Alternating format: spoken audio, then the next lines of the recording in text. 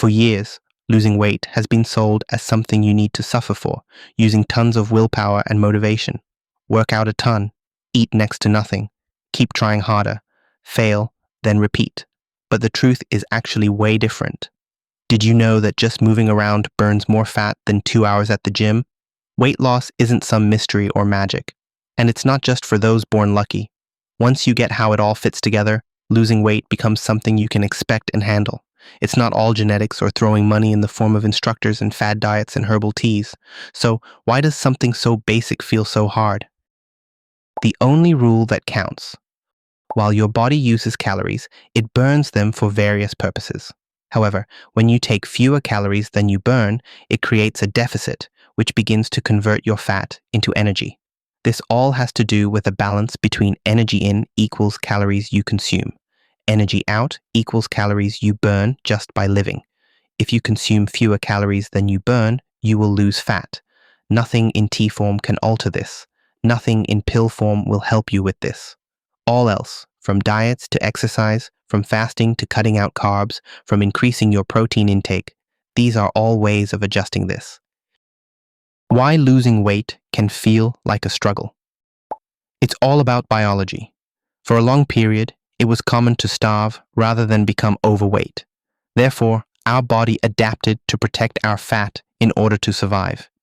Here's what your body will do when you lose weight as your brain thinks you are in danger. Increases your hunger feelings, reduces the rate of energy consumption, causes you to crave sugary and fatty foods like crazy. This means that if you're having issues with your weight, it's not a problem with your laziness. This is how your body reacts to all that food that's available to us, due to how our ancestors were designed to live long ago. In essence, you are not resisting your laziness. You are fighting evolution. Where your calories really go. Even when you are just lounging around, your body is always expending energy. A major portion of your caloric expenditure is directed towards basal metabolic rate, BMR, functions such as breathing, your heart beating, your organs functioning. Daily movement, neat. Walking, standing, and just moving around a bit. Exercise, when you work out on purpose. Digestion, breaking down your food. You would be surprised, but those planned exercises consume fewer calories than just roaming around. An hour in the gym can never, ever counteract a day of inactivity and your tendency to consume whatever you want. This is why it's always better to do a little every day rather than a lot every now and then. Why you can't always count on motivation. Motivation is like a feeling of being satiated. You think about it, you do a few things, and when your brain thinks you're on the path, it stops giving efforts. You want to slim down? That's more about setting up your life the right way. People don't fail because they're lazy. They fail because they expect they always feel like doing it. Instead, create a way of living that just plainly works. If you want to lose weight, maybe think about it this way. Ensure your food intake of the same meals is around the same time periods. Move in expected ways. Keep junk food out of view and your mouth. Do the same healthy stuff regularly. Stop pushing so hard. Start shaping your life so you barely need to think about it.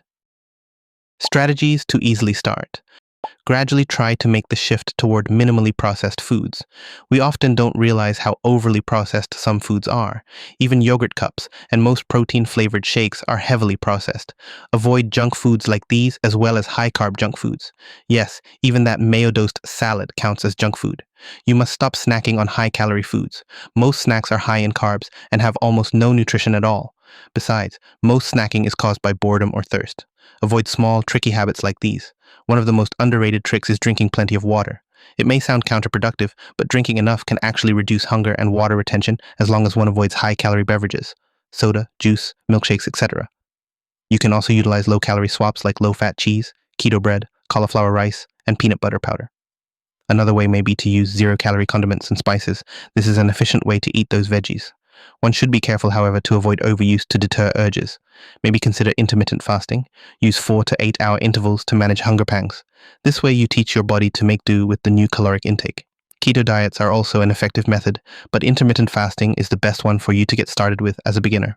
All in all, having just 3 to 5 meals a day can prevent long hunger periods as long as you save the largest meals for your hungriest of times. Measuring progress and keeping up with it.